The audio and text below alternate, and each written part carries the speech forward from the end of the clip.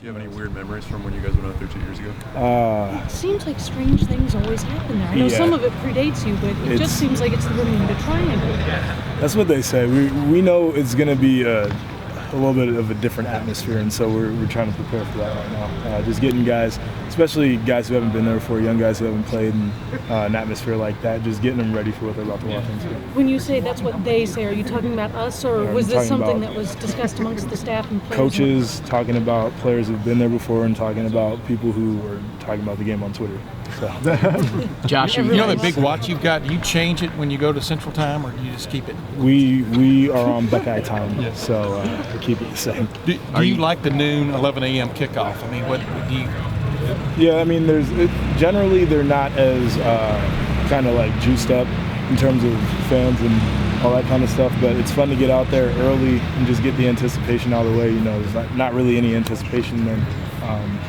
Afternoon game, generally guys go home and watch the night games, but obviously the night game atmosphere is second to none. So, Joshua, how much when you get to pay attention to Joey Bosa on occasion, watching video or even on the field, what is different about him this year compared to last year? Have you noticed him being more effective? I mean, Urban Meyer calls him the most disruptive defensive lineman he's ever had.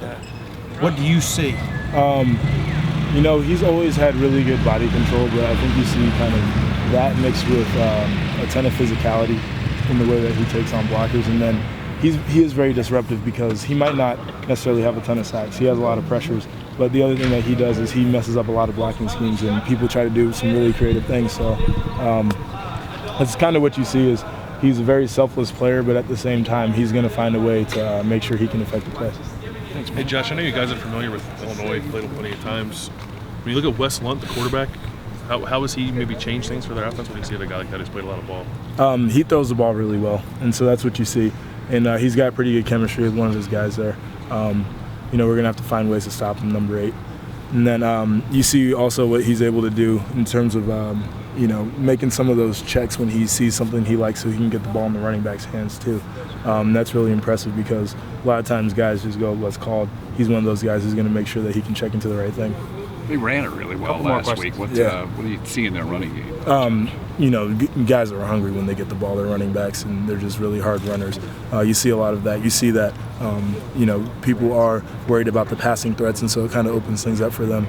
We're going to have to find answers, and I think we're doing a good job of it, but that's going to be a big challenge for us. I know that you were just asked about the noon start, but do you kind of get a sense from some of the other guys they're kind of looking forward to it too?